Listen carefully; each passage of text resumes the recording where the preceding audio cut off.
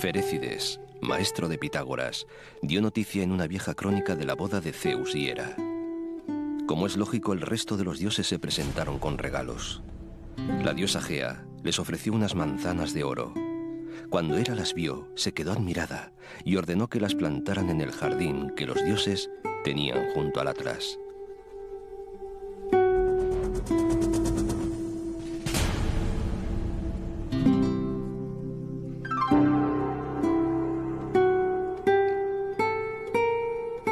Hesíodo, el gran poeta griego, escribió también sobre un legendario jardín.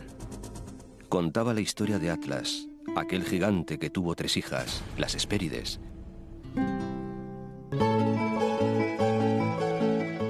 Vivían en la tierra más occidental del mundo, unas islas maravillosas en medio del océano, un paraíso terrenal donde el clima era benigno y los árboles producían, desde luego, manzanas de oro.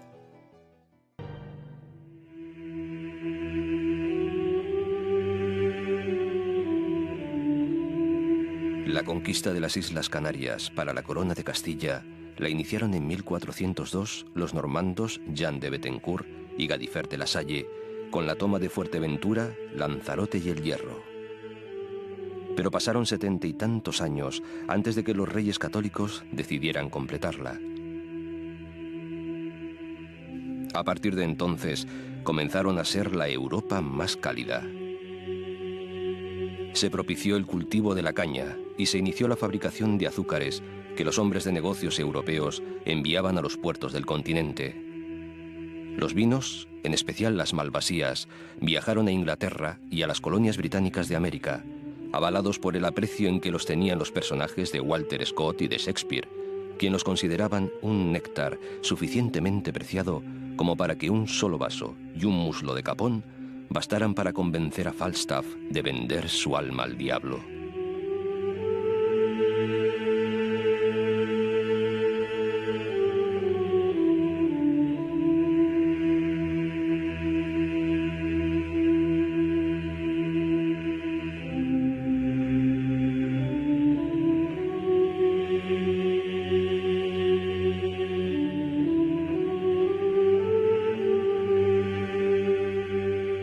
Este archipiélago, lugar obligado de recalada de las navegaciones transatlánticas históricas, envió a América pobladores que fundaron Montevideo, gentes que se fundieron en Cuba para constituir la base étnica del Guajiro, que dejaron descendencia por la Luisiana, donde aún se conserva el habla castellana insular, que han hecho de Caracas una segunda patria.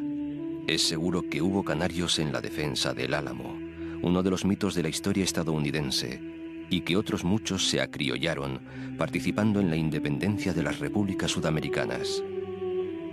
La historia de Canarias es la síntesis de las de Europa y América de los últimos 500 años.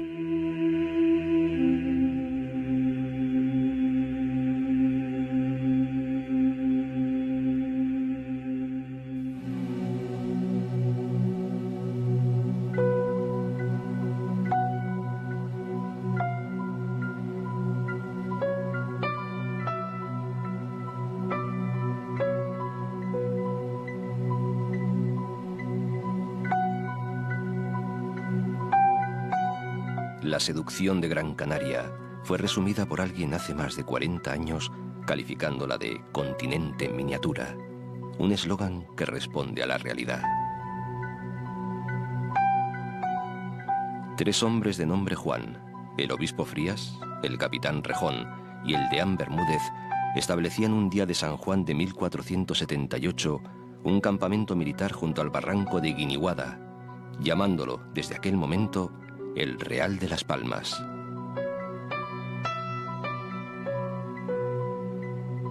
Muchos años han pasado desde entonces, y tanto ha evolucionado la ciudad, que hoy es una gran urbe de importante arquitectura colonial y funcionales edificios que cubren todas las colinas del entorno con un gran puerto al fondo.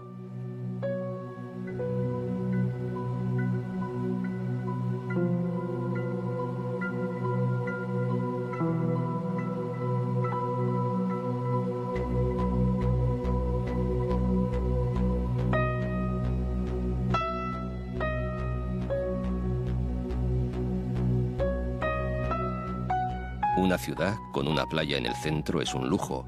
La de las canteras, 5 kilómetros de arena dorada, es, además, una barrera natural de rocas que para los embates del agua y el principio, o tal vez el punto final de una ciudad tras la que se desparraman, desordenadas, calles y avenidas, casas y monumentos en un latir constante que se hacen explosión de vida cuando llegan los tiempos del carnaval.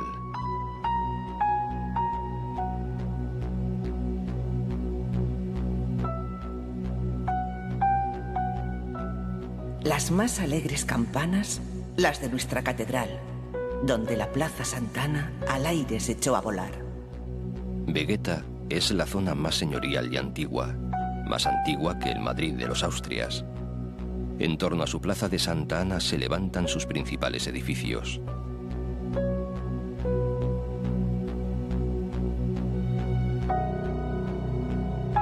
Al otro lado del barranco de Guiniguada, cuyo viejo cauce cubre ahora una autovía, el convento e iglesia de San Francisco y el barrio de Triana, que hasta hace un siglo, cuando se construyó el Muelle de la Luz, fue barrio marinero.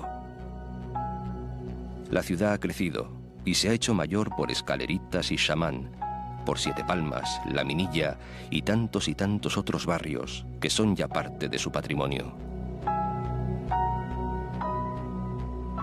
Ciudad Jardín, creada por la colonia inglesa que dominó la economía de la isla a finales del siglo XIX, acoge los jardines de doramas y el bodegón del pueblo canario, una inspiración más del simbólico pintor Néstor de la Torre.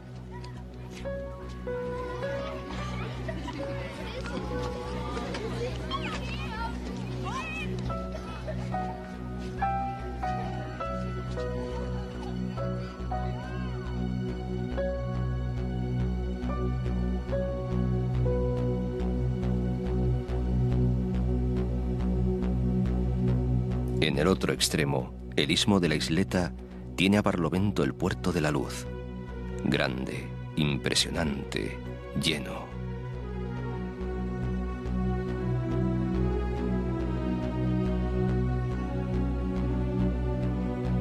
Por el auditorio Alfredo Kraus, de camino hasta la Puntilla, aún resuenan la voz y el eco del gran tenor que paseara el nombre de estas tierras en triunfo por el mundo.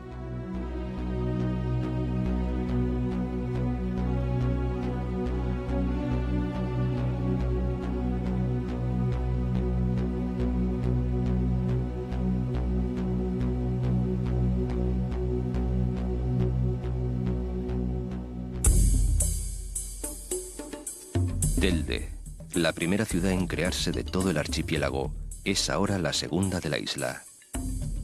Cabeza de uno de los dos guanartematos anteriores a la conquista, es fácil encontrar en su entorno hasta montes sagrados, en cuyos altozanos los canarios ofrecían sacrificios a dioses como Alcorac.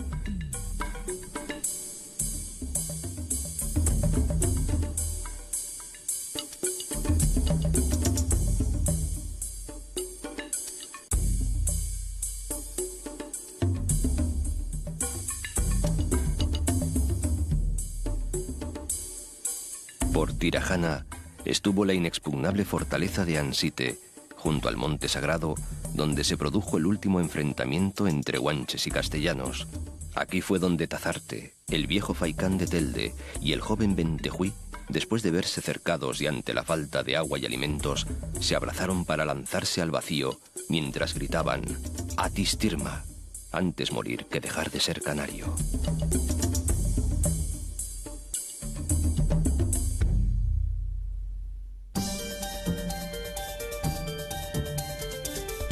El sur es vida y turismo, ambiente sofisticado entre grandes complejos hoteleros, urbanizaciones sorprendentes, playas concurridas y pequeños puertos. Y en medio de tanto sol y tanta luz, gentes venidas de todos los rincones del planeta en busca de un paraíso. Las playas más extensas y famosas son las del Inglés y Maspalomas. A lo largo de 7 kilómetros de costa se concentran cientos de hoteles, más de la tercera parte de los restaurantes de toda la isla y más de la mitad de los bares y cafeterías.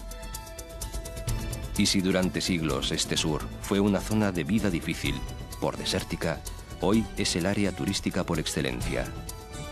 Muchos se asombran ante el hecho de que los Gran Canarios de la capital tengan por costumbre ir al sur de vacaciones, pero así ha sido durante años. Los jóvenes se van al sur de fiesta, los amigos se van al sur de fin de semana, los mayores buscan el sur para descansar, los extranjeros buscan el sol del sur, siempre el sur.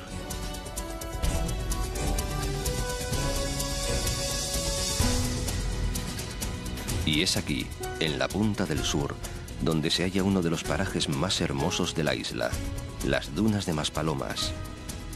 Cuentan con un oasis, La Charca, lleno de palmeras y datileras, donde se reponen de sus viajes entre Europa y África las aves migratorias.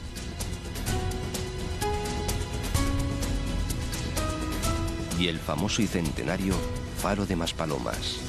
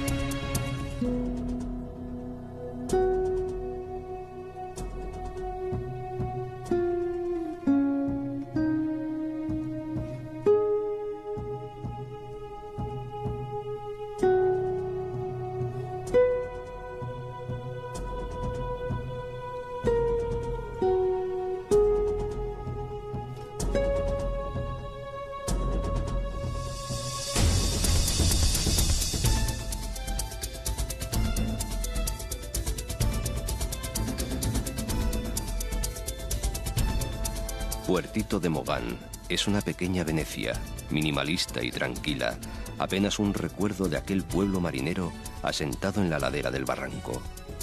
Hoy es un centro turístico de primer orden, que ha sabido preservar su carácter ganándose la vida.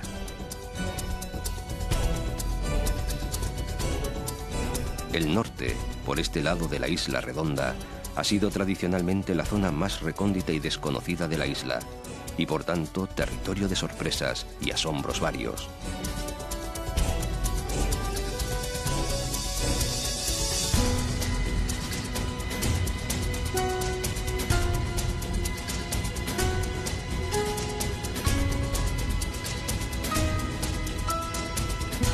El aislamiento ha protegido a estas tierras de la mano del hombre y las han hecho conservarse para el futuro como un territorio virgen y salvaje.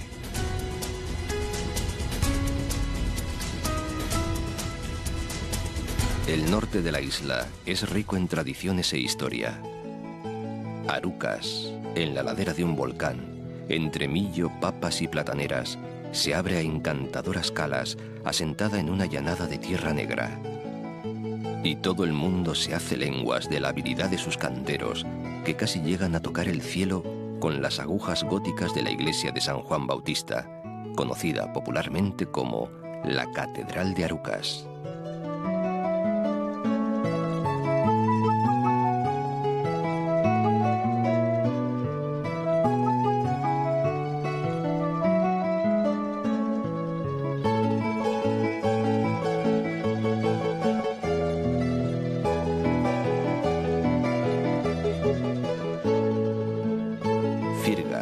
La vieja Afurgad, siempre lugar de cruce de caminos, ahora de obligatoria parada, es conocida sobre todo por su agua. Moya, la Villa Verde, es famosa por sus etéreos suspiros y bizcochos, por contar con la reserva más importante de bosque de laurisilva de la isla, Los Tilos, y por ser la villa natal del poeta Tomás Morales, uno de los máximos exponentes del modernismo español. Y de pronto, rasgando la calma, sosegado, un cantar marinero, monótono y cansado, vierte en la noche el dejo de su melancolía.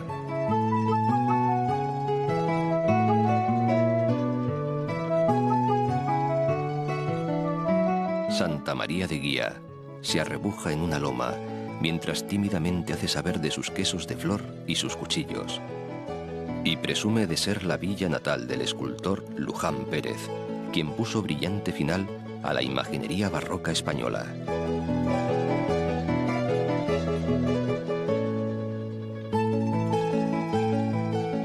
En sus proximidades, al lado del puente de Silva, se encuentra el cenobio de Valerón, granero colectivo y lugar de estancia de las arimaguadas, jóvenes guanches, sacerdotisas vírgenes que permanecían confinadas en alguna de sus oquedades hasta el momento de contraer matrimonio.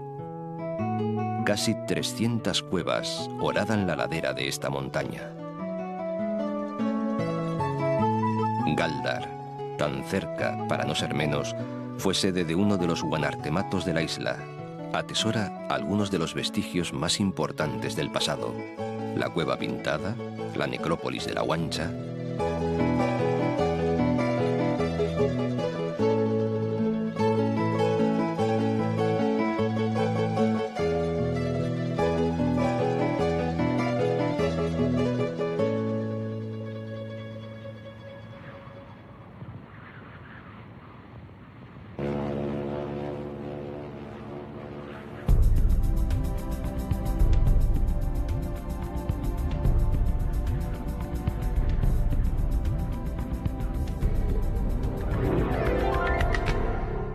Agaete es lugar de encuentro permanente del turismo, tanto local como foráneo, de los que van y vienen de Tenerife utilizando los raudos y modernos catamaranes que convierten el océano en autopista.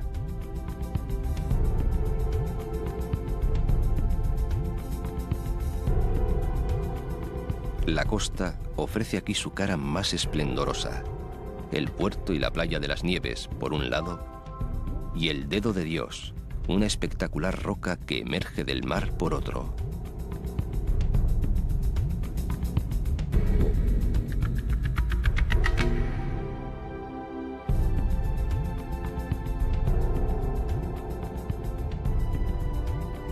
Teror, villa de casas blancas y balcones de madera, parece flotar en el aire. Y lo que se adivina valle es en realidad meseta, un lugar emblemático donde se encuentra la Basílica de Nuestra Señora del Pino, santuario de las gentes isleñas que viven en su fe la historia de un milagro acaecido allá por el siglo XVII. Tan típico pueblo tiene además una bellísima arquitectura colonial llena de historia y crónica social de la época, como es la casa de Doña Teresa de Bolívar, esposa del Libertador, cuyos padres eran oriundos de Teror.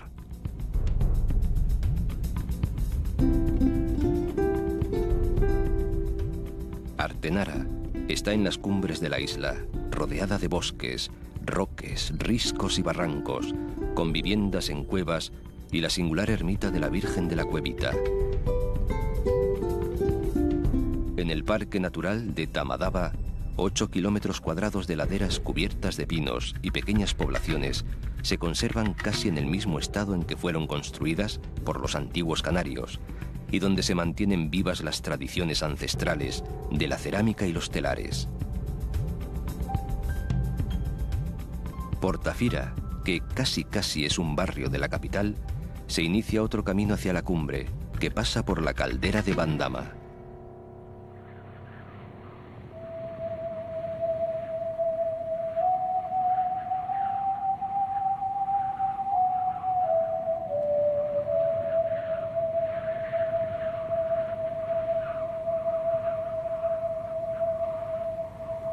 En el centro de la isla, Tejeda, con su famosa cruz, sus puestecitos de dulces y sus paseos en burro. Todo el entorno es grandioso. Riscos, roques, calderas, barrancos. El recuerdo vivo y constante del pasado volcánico. La tempestad petrificada de Miguel de Unamuno.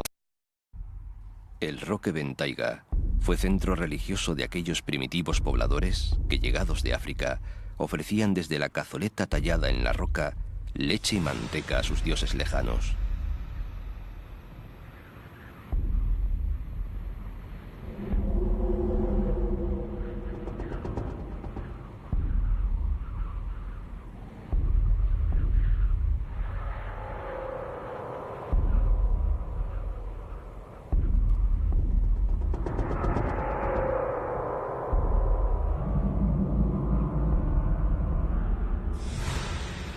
El Pico de las Nieves, desde su altura de casi 2000 metros, contempla envidioso la fama de unas crestas menores. Y el piadoso Roque del Fraile es un orante perpetuo ante el queridísimo Roque Nublo, símbolo por excelencia de Gran Canaria. Sombra del Nublo, altar de mi tierra amada. Hay nieve y sol en la cumbre, cumbre de mi Gran Canaria. Roque Nublo, lírica piedra lunar.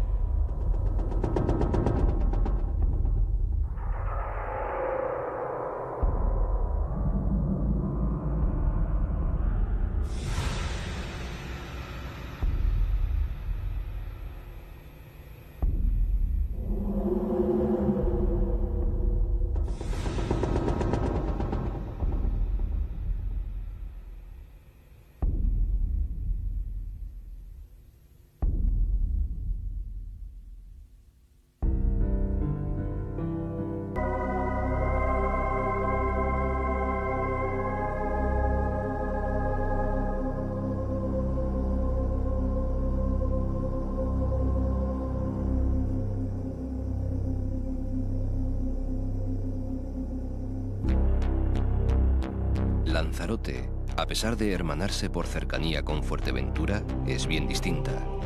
Si el tiempo tiende a ocultar los viejos volcanes de esta, los de Lanzarote se muestran tal cual son. Lanzarote es el volcán y la lucha del hombre contra él.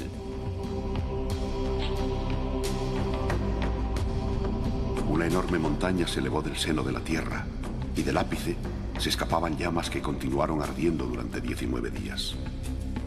Andrés Lorenzo Curbelo, cura de Yaiza, narraba así el infierno que cambió el paisaje de Lanzarote. Corría la década de los 30 del siglo XVIII, y corría la lava también. Y los niños de Yaiza corrían delante de los ríos de fuego, porque el suceso, después de semanas, meses y años, llegó a tener el valor de lo cotidiano. Aquellas buenas gentes se acostumbraron a la fuerza a vivir bajo el volcán.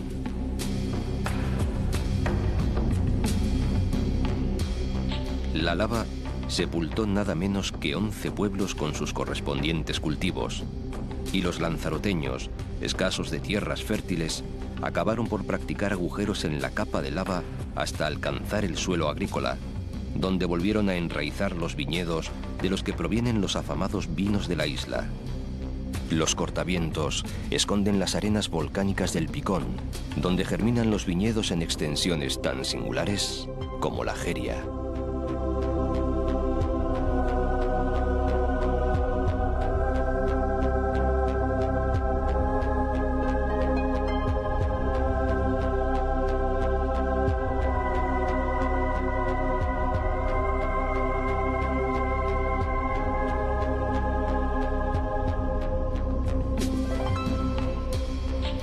Se ignora el origen de su nombre, aunque los isleños la llaman familiarmente Conejera.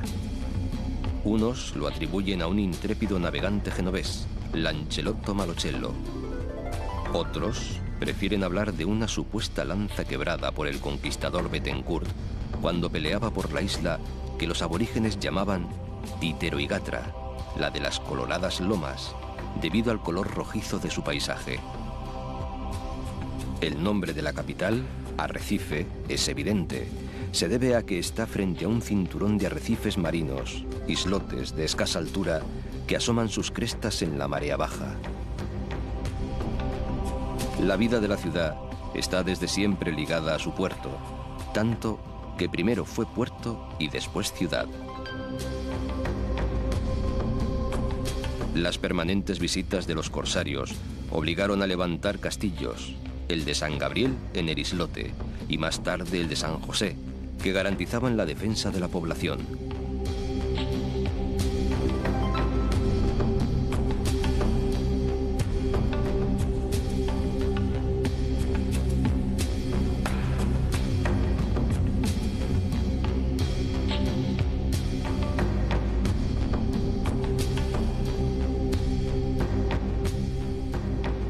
Hacia el norte, entre pueblos amables y villas señoriales, está la fundación de César Manrique, la casa del artista que convirtió la isla y el archipiélago en centro de sus desvelos.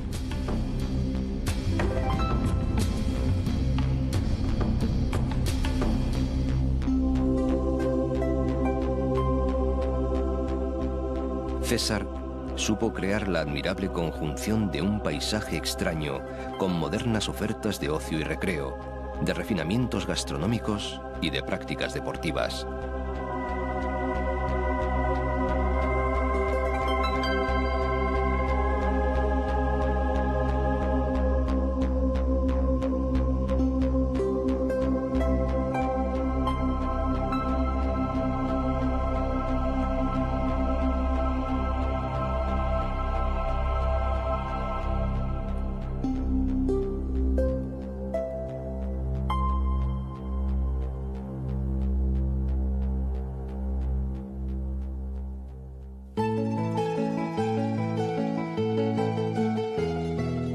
Pero el norte es Aria, un municipio que en la costa vive un ritmo de frenética actividad, mientras en el interior permanece como escondido y al margen del turismo. La cabeza de la comarca es un pueblo de casas blancas, asentado en el Valle de las 10.000 Palmeras, que dicen fue mucho más denso de lo que es ahora, ya que un tal Morato Arráez, durante una bárbara y sanguinaria incursión en la isla, le pegó fuego al valle.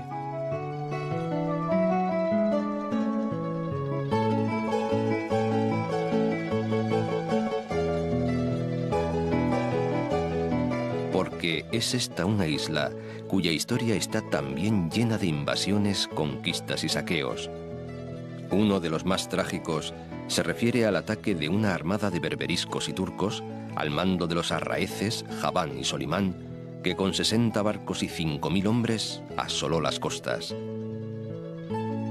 Mientras algunos se refugiaron en el castillo de Guanapay, la mayoría de los habitantes penetró en el Malpaís de la Corona para ir a esconderse en la Cueva de los Verdes. Como los invasores no pudieron entrar en ella, bloquearon la entrada, intentando rendirles por la sed y el hambre. Lo que no sabían es de la existencia de una abertura secreta llamada los almacenes, por la que los refugiados recibían los víveres. Todo acabó en una traición: 900 cautivos que se llevaron a Argelia y una isla rota y empobrecida.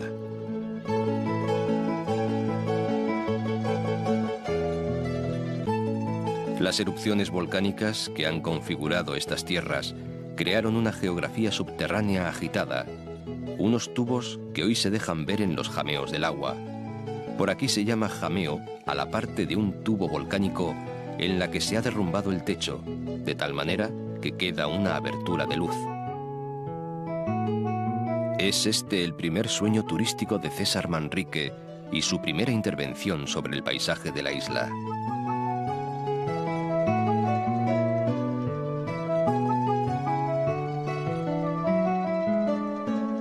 En la costa, aislada y casi virgen, la zona de los caletones, arenas blancas, rocas de lava negra, aguas verdes.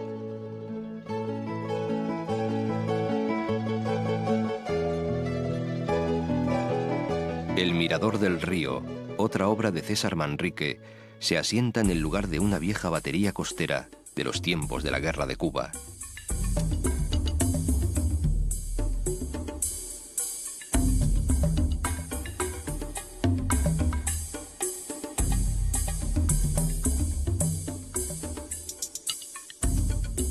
A este estrecho de mar, los lanzaroteños lo llaman el río, y son las aguas que los separan de La Graciosa y el resto del archipiélago chinijo.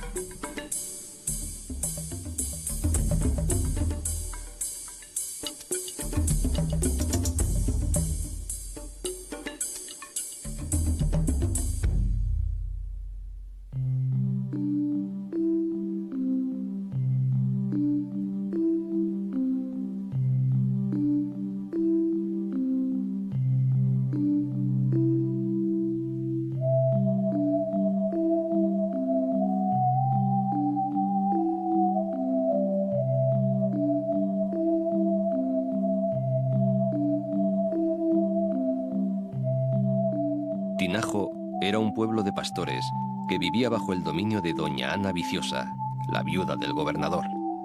Es tierra de apariciones y milagros. Cuando las lavas del cráter de las Quemadas llegaban al pueblo, fueron cortadas en seco por la intercesión de la Virgen de los Dolores, que hasta aquel frente de tierra y fuego fue llevada en procesión. Después, ante el incumplimiento de levantar una ermita, la Virgen se aparece a una niña para recordar el compromiso del pueblo. Hoy se la venera como la Virgen de los Volcanes.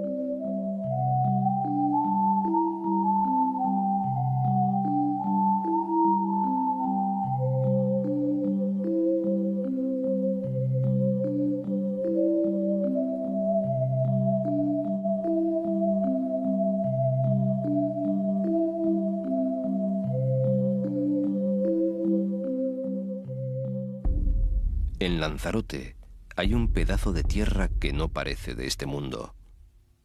Un paisaje lunar, aparentemente muerto, salpicado de conos volcánicos, cráteres, mares de lava, donde no obstante la vida se abre camino. El Parque Nacional de Timanfaya. El 1 de septiembre de 1731, entre las 9 y 10 de la noche, la tierra se abrió de pronto cerca de Timanfaya, a 2 leguas de Yaiza. Las lavas y la pillis ocuparon las antiguas vegas. Los caseríos quedaron destruidos, pero no hubo víctimas. La erupción duró 6 años. 200 kilómetros cuadrados de isla cambiaron su fisonomía. Más de un centenar de cráteres afloraron a la superficie. Hoy, en este lugar, el islote de Hilario, el calor a pocos metros de la superficie se nota en la planta de los pies. La sensación de asistir a los momentos convulsos de la creación de las islas acompaña siempre por estos parajes alucinantes. El magma llegó hasta la costa para perderse en el mar, y con el transcurrir del tiempo, por la fuerza de las olas y el poder del viento, se formaron acantilados volcánicos.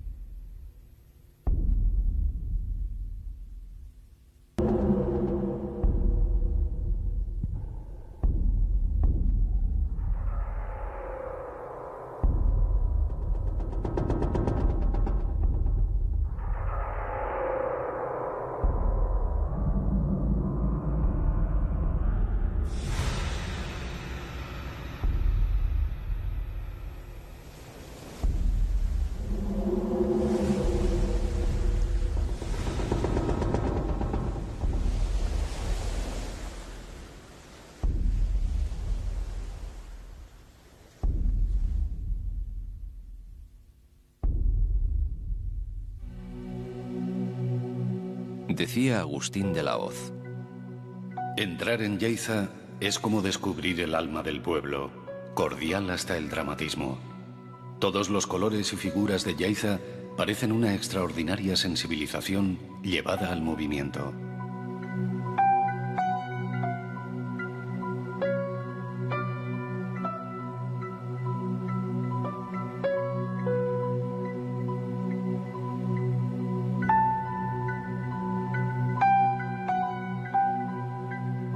Por Janubio, junto a la laguna natural, las salinas más extensas del archipiélago, producto del ingenio y la inventiva de Víctor Fernández el Salinero, todo un personaje en la historia popular.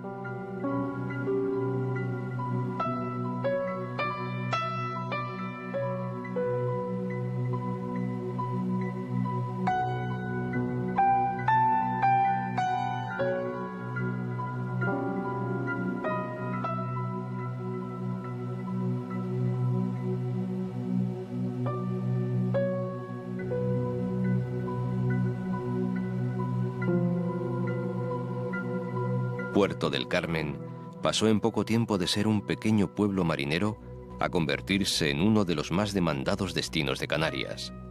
No es difícil descubrir el secreto de tanto éxito. los más de 6 kilómetros de playas que bordean su litoral, arenas doradas y finas que se entremezclan con pequeñas calas formadas por roques o salientes volcánicos, la tranquilidad de las aguas y, sobre todo, la voluntad firme de sus habitantes de ser alguien, de sonar fuerte en el concierto internacional.